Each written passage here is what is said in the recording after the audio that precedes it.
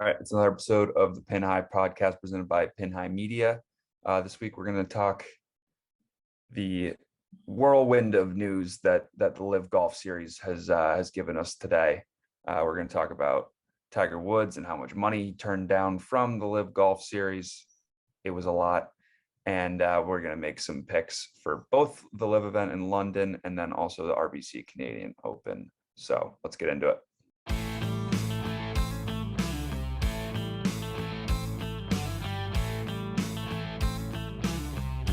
This is Jordan Spieth here, and this is the Pin High podcast.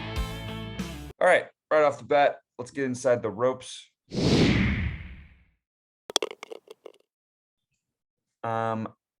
Where do we start? Because we're gonna talk LIV, obviously, because that is consumed golf media right now. It is all I see on my Twitter feed. The RBC Canadian really just unfortunately getting shafted by this event, by this London event, because it was supposed to be their first year back since 2019 because of COVID, but we're throwing that out the window because it's not a great field, really top heavy, like the definition of top heavy. But let's talk LIV. Yeah, I mean, so over the last couple of days, a lot has gone on with the LIV. I mean, we talked about it last week on the podcast. For those of you who have watched it on YouTube, I suggest going over to your favorite podcast app, hitting the subscribe button, helping us out. But yeah, we had DJ last week, and that was kind of the big name. But a couple more big names kind of joined the LIV Golf renaissance this week. I mean, Phil Mickelson, probably the biggest name, but we obviously knew that was coming, I think. Ricky Fowler has been rumored to be joining. I'm not sure if that's confirmed. Patrick Reed was put in that random Patrick Reed slide deck. On a slide deck. They put John Doe, like two names. John Smith and Patrick Reed. Patrick Reed is not a generic name. So no. he might be going to the LIV Golf. They could have just been planning on getting him, and he's just not. But it honestly would make a ton of sense. I mean, I don't know. So it'd be interesting to see after the U.S. Open who just is all of a sudden like, oh yeah, I'm going. But yeah, Phil was in 100%. Released a statement. I think we're up to a couple of players already resigned from the tour. I guess the 6 talk. Yeah, the talk behind that is like you can't get suspended if you resign. Like they can't sanction you at all. So that's like probably a ploy to be able to play in the majors, get your PGA Tour pension, which is worth a lot of money. And yeah, keep going. I think Kevin Na was the first one to put out a statement resigning from the tour, but that's just a money thing. And then we found out a little bit more about how the format's going to be. There's going to be teams, which is interesting. There's a couple teams that are already together. Let me see. 12 teams. Find the list. Yeah, 12 teams. Team Stinger, which is Louis Oosthuizen's team. He has Brandon Grace and Charles Schwartzel on his team, right? Yeah, I mean, so here's the thing: they have like this predetermined team, and they still get a first round pick. Correct, because they probably have the least number of players on their team. I really don't know exactly how it's going to work, but there's captains for all these teams: Dustin Johnson, Graham McDowell, Ian Poulter, Kevin Na, Louis Oosthuizen, Martin Keimer, Peter Uihlein, Phil Mickelson, Sergio Garcia, Siwon Kim, Taylor Gooch, and Wayne Ormsby. Those are your right captains. Off the bat, what's your favorite team name? I think the team name is a little cringy, like just the. No, because they're all so bad. Yeah, they're all really bad. One. Actually, I think like Torque. Torque's kind of funny for Gooch. I think Fireballs is funny just because it's Sergio. He's like so fiery.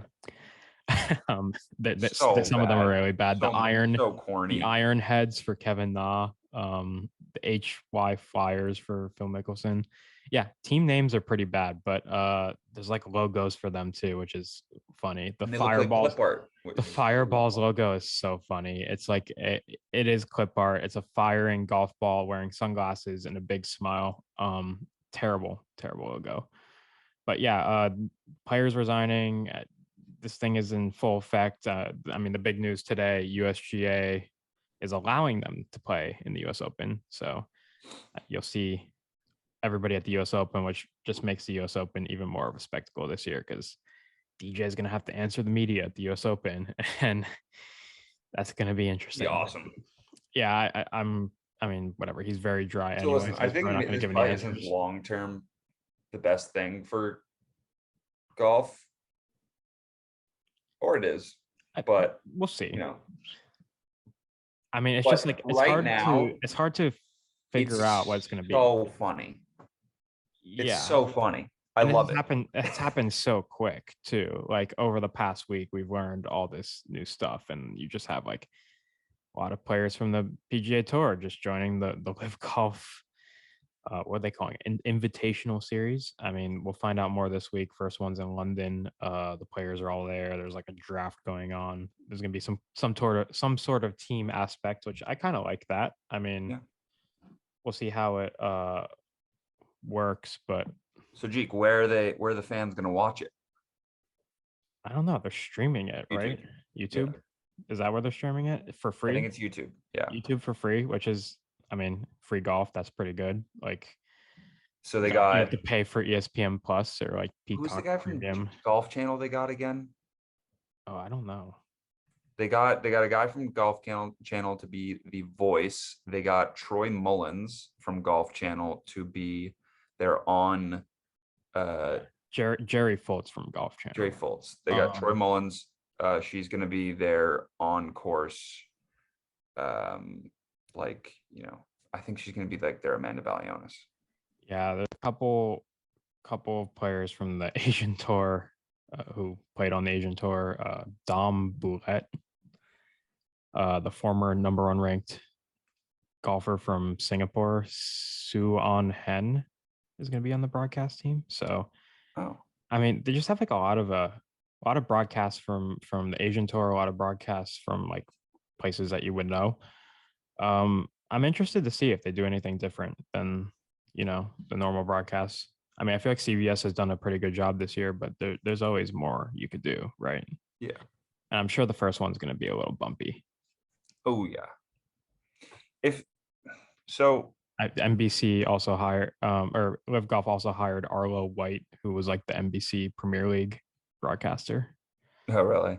Yeah. So if DJ or like Taylor Gooch or like Louis doesn't win this week, or like an Ian Poulter, like those like Phil Mickelson, those top tier guys, if like Sam Horsfield or a, you know, one of the Asian Tour players wins this week, that's going to do some serious damage to the momentum of the LIV Golf Tour series. I mean, yeah, but that would almost be, I think that would be almost better. I don't know. And I think it's going to happen. Because you don't think like you went into the podcast last week saying like, oh, DJ is going to win every week. Great. Like, no. I that wouldn't be great. Could win every week. Like, that wouldn't be fun. I mean, like, no, the whole part of the PGA Tour is like, yes, your big players win, but also like somebody else wins. Yeah, there's some good value. But like what I'm saying is, if they don't have to win, but if they're not down the stretch in it, that's gonna suck for the tour, for the series, whatever you want to call it. And then you have the whole team aspect, which I'm still trying to figure out the team aspect of things. I don't think the team thing goes for the it doesn't go for the tournament winner. No.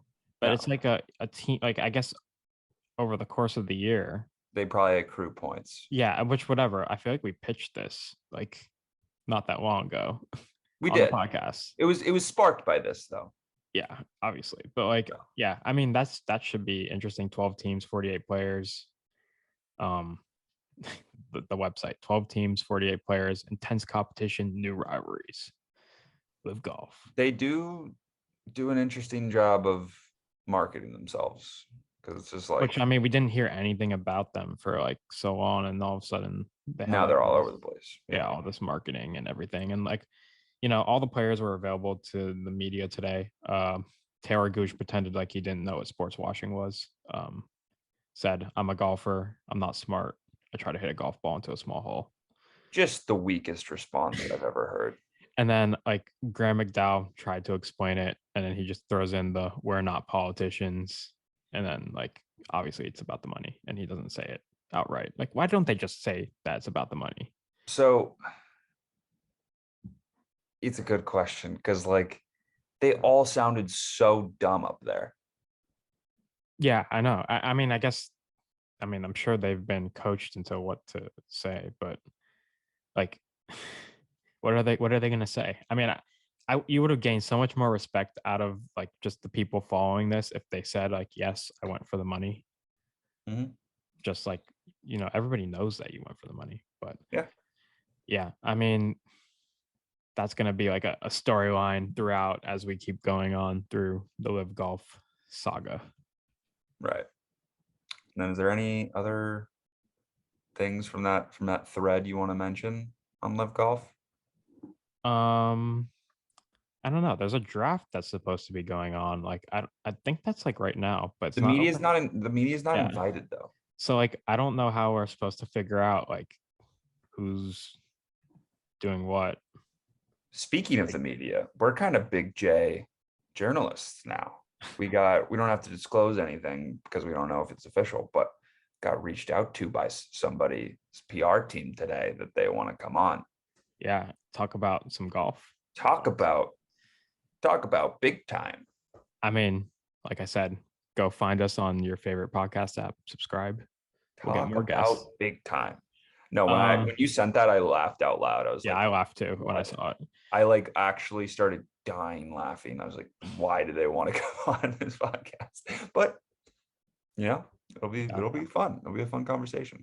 Yeah, I mean, I guess we did, I did say it, but the US Open, they're allowing players to play. What do you think about that? Right move, wrong move? I think it's an interesting move for the PGA Tour to see that happen. I think the USGA probably does the right thing here by just kind of staying out of it.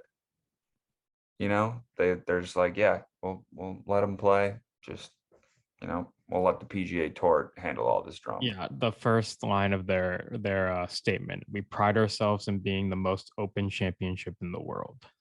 True, it's an open championship, so it really would go against the values of the tournament to not allow these players to play because they are qualified, the ones that are going to play, and so the ones that are in the field, they're qualified to play in an open, so you can't really restrict them from doing that. Yeah, unless your name is Ricky Fowler, not qualified. Well, he's an alternate.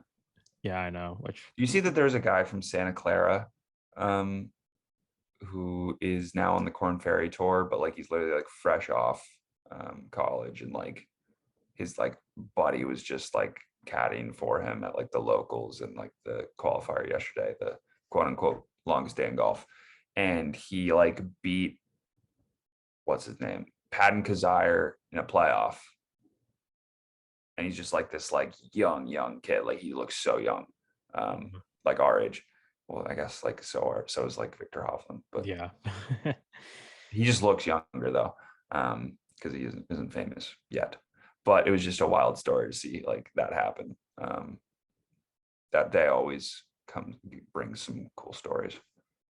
Yeah, I mean, let's see here. I mean, a bunch of the PGA Tour players like obviously made it through. Chase Seifert made it through. Did Joseph Brownlet make it through? I think he did. He was leading one of the qualifiers in Maryland. Jonas Blix made it through. Nice. Yeah, and then like there was a one guy, 57-year-old Fran Quinn, who's like from like Boston, like right outside of and he like made it. I saw he was that. in a playoff. He was 57 and he was in a playoff of a 17-year-old. So he's in a 4 for 3, I think. Yeah, and he bogeyed. But someone else bogeyed, so it was fine. So they went off to another one, and then I guess he got through. So it was an 8 for 3. 8 for 3. Okay.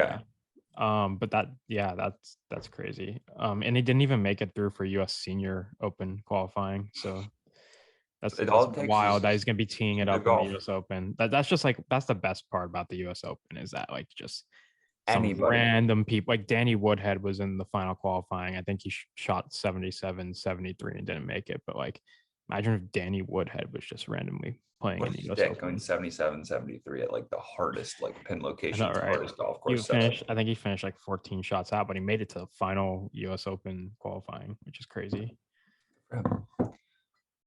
But moving on, yeah. we'll definitely talk some more live when we get on to the skins part of the episode. When Yeah, we're talking, next week should be an interesting episode for LIV. Yeah, we'll have watched it. So and next week is also US Open week, so it's gonna be that's gonna be a crazy jam-packed episode. Yeah. So let's move on to tour talk. Yeah. Okay. Billy Horschel winning the Memorial, kind of running away with it too. Yeah. All I got to say about that is yawn.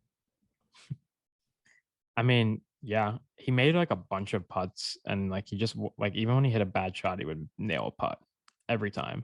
Yeah, the Eagle is cool. It's just it sucks when somebody runs away with it at such a good tournament, because like that tournament truly can like be so good every year in and year out. It's just, sometimes when someone does that to the not to the course, does that to the field, because he still only shot 13 under, right? Yeah. I mean, but he still, what he won by? He won by 4 shots. Yeah. So yeah, that's crazy. And like Max Homa finished T5, and there was like a stat. So he had 99 putts on the tournament, and nobody had ever broken 100 on the PGA Tour in history. Ever, yeah. Like, which is wild. Just like one of the most like, oh, you read that and you're like, oh, but then you're like, wait, something's wrong here. He didn't even win.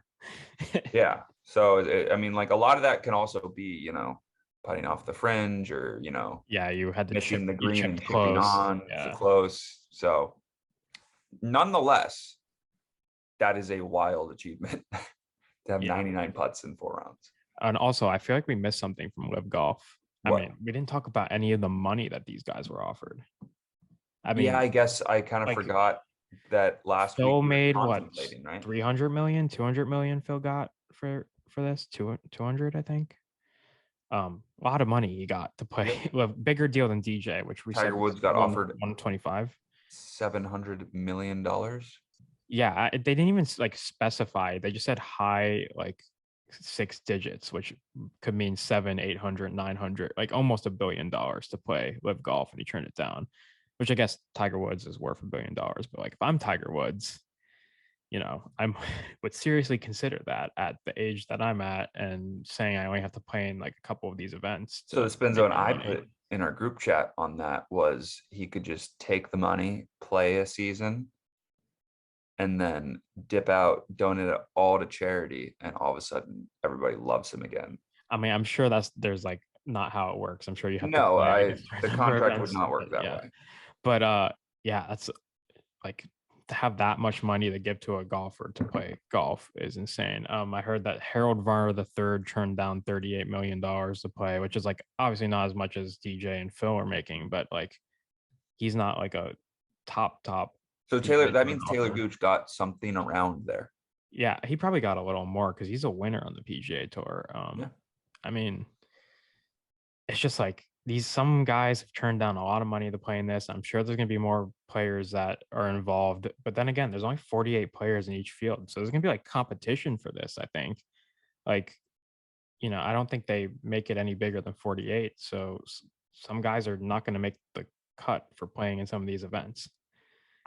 Yeah, they won't miss a cut once they make the event. Oh yeah, well, there's no missed cuts in the event, but when it comes to playing in them, Chase Koepka might not get the invite. Is what it is. No, he might not, but maybe he plays well.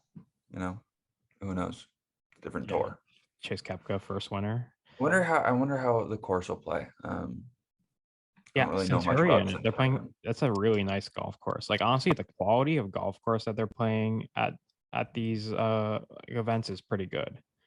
And there's not going to be any boring golf courses, which is that's nice. Also a leg up on the PGA Tour. There are a lot of boring golf courses on the PGA Tour.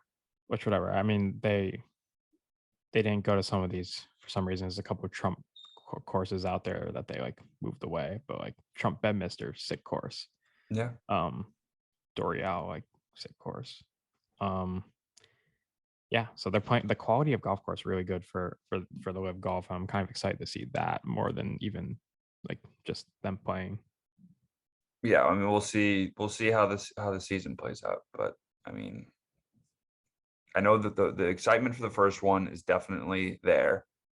It's just, is it going to be there week in and week out? I guess it won't be every week. We'll have to So, see. it'll be tough to say, because like there have been these leagues like, like the XFL and the USFL or whatever, that like got a lot of interest in the first week and then they kind of die off. But to counter that, it's also like, well, none of those leagues have ever gotten this much star power, and Yeah. none of those leagues have had any money. So I mean, I just wish this was backed by somebody else, like not the Saudis, because it would be an interesting prospect, and maybe they would let them play on the PGA Tour still if it was backed by somebody else. But yeah, I wonder if PGA Tour is really just using that as a crutch, because they're like, it's like honestly, if they had this where they played it every couple of weeks or once a month, that would be interesting. And then they go back and play the big. it's kind of like a WGC, except like there's more of them. I mean, this is what WGC should be like. Like the WGCs are getting a little boring anyway, in my opinion. So, like, why not make them like this? Like, I mean, whatever. They had the opportunity to do that, but they didn't, and somebody else swooped in. I could have merged with LIV Tour or something, but no. Yeah, but they're not gonna do that. They're not gonna merge with the Saudis. No, because of the implication. Yeah. So, shout out Always Sunny. Because of the implication. Yeah. So on that note, do we want to get into skins? Sure. So we got both the RBC Canadian at St. George's, which is apparently supposed to be a really good golf course. I'm excited about that in the sense that, like, it's good for the PGA Tour. Just kind of brutal that RBC lost like 2 of their 3 like biggest sponsors. Exactly. So PJ and it's exciting for them. Now, but and then the LIV Series event is in London at Centurion Golf Club, which we just talked about. It's supposed to be a really good course, but we don't know too much about Centurion, I feel like, in terms of like competition play. Yeah, I mean, do a little quick. While you do that, from what I've read up on St. George's, so that they had the 2010, I believe, RBC Canadian, or it might have not even been the RBC Canadian, just the Canadian Open, I don't know. It's like very positional. You don't have to be very good off the tee, but there's small greens. You have to be a good iron player, and good around the greens. So a couple comps I saw were Pebble Beach, Craig Ranch, because it's a very short golf course, so they kind of looped those in. What else? I mean, but those are two of the big ones. And then, like, I guess at Centurion you'll have 48 players. It's a 54 total, so there's one less day, no cut event. There'll be like some sort of team format with captains, and then like a snake draft that's apparently going on right now. And there's a prize purse of $25 million. So yep, that's a $4 million to the winner. So I want to talk about the LIV Tour event first, just because it honestly intrigues me more just for this week. My allegiance is still to the PGA Tour, but this is just interesting as hell. So do you, in your heart of heart, think that like some of these Asian tour guys and some of like these like amateurs and like, some of these guys you probably never heard of, do you think they have a shot to like compete and contend? Yes, I think so. I mean, especially some of like the amateurs or like some of the younger guys who haven't quite, like, we don't know their names yet. Like, those guys come up on the PGA Tour all the time and compete. Like, they could definitely compete in a shortened field, shortened event. Like, how many how many times do you see a day 3 leader being like somebody completely random? Like say, for example, earlier this season, Bigala was like a 3-day leader, I think, at the Phoenix Open. Um, how often do you see that? Now there's no fourth round. So if you're leading after 3 days, you won the tournament, which is an interesting prospect. Yeah. No fourth round choke. Exactly. But there'll Not be a third round choke, but but yeah, they definitely have the a moving day chance. choke. They definitely have a chance. Now for the first event, I'm not sure if one of those guys is going to win it, but just because of all the like fanfare and hype around it and just like the eyes on it, like it's a lot of pressure. But I could definitely see a couple of those guys picking up some wins on this tour. Yeah, it'll be interesting. I'm very curious about the Asian tour guys. I don't know why. I'm very curious about how they'll play. I have a weird feeling that like something's gonna go on there and they're gonna like someone's gonna play really well. But let's get into some picks. Let's go with Liv first. Who are we going? Like, are we doing what's the format of skins now that we have 2 events? We'll do just a winner pick for the first week of Live, just so we figure Okay. out what's going on. Maybe next week we'll expand it. There's no real odd, like there is odds, but they're not on the big sports books yet. So we'll figure that out in the upcoming weeks. But let's just do a winner pick. Looking at the updated odds, Dustin Johnson's plus 400 on this. So Plus 500 in the one and the one that you sent. Yeah. one So that I I mean, sent, and but- Taylor Gooch plus 900. So yeah, not a lot of value there if you're picking DJ. But I mentioned him in the chat when you put in those odds. I feel like there's pretty good value on Sam Horsfield. He's an English native.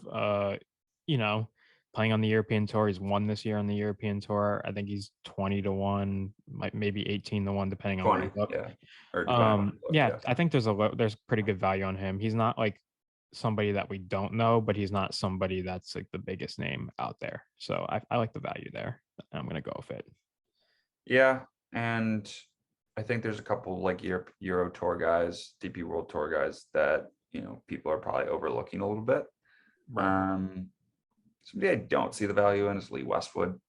He's 28-1. He's played awful golf recently. I feel like over the past like 6 months or whatever you want to call it.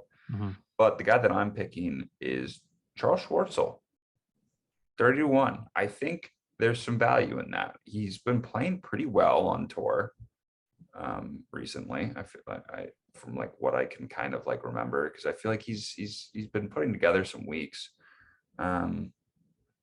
And yeah, I mean, I think it'd be easy to be like, oh, Taylor Gooch plus 900, like Kevin Na 1400, which I don't think that's awful, Kevin Na, but I think the value is with the guys who are outside of that top premier group. Yeah, I agree, and I'm just like I'm wondering how are they going to do the groups? Like, are they going to play in their teams? Are they going to play like it's a shotgun start? It's a shotgun start, so they're not even starting like 1 through 18, which is different. Really strange. Starting on like a random hole, which again, I don't know how that's going to work for like the end. So that means there's maybe Saturday's not. Maybe. I don't know. Shotgun start is interesting though. Everybody's starting at the same time. That's craziness if you go to one of those events. Like, yeah, they're just going to be like, it's going to be happening all over the golf course. So it's crazy. Really only going to be a 5-hour event. Yeah, I mean, I'm sure it'll slow down a little bit. That's just how professional golf goes. But no, but like what I'm saying is like there's not tee times the whole entire day. Oh, right. Yeah, that's true. There's just so much going on in this LIV Golf that I'm going to be interested in just to see how it works. And I wonder if like if this goes well or something goes well in this, I wonder if the PGA Tour like steals some of these ideas. Wouldn't be surprised. Like I think teams on the PGA Tour would be a really interesting idea. Yeah, I'm maybe for WGCs or something like that. I don't know. Yeah, just for a certain series of tournaments, not every single one, but yeah, steal some ideas. Yeah. And then last place gets 120,000. You just show up to the event, withdraw. Well, they probably don't make it then. They might. I mean, there's no cut, so you might have to play the tournament. But moving on to the PGA Tour, RBC. I see you have 2 picks in here, which I like both.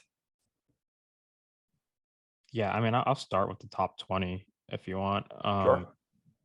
I feel like this, like we had to do this. We had to pick him somewhere. Corey Connors, -110, his home event. I mean, also I'll just say it. He's my winner.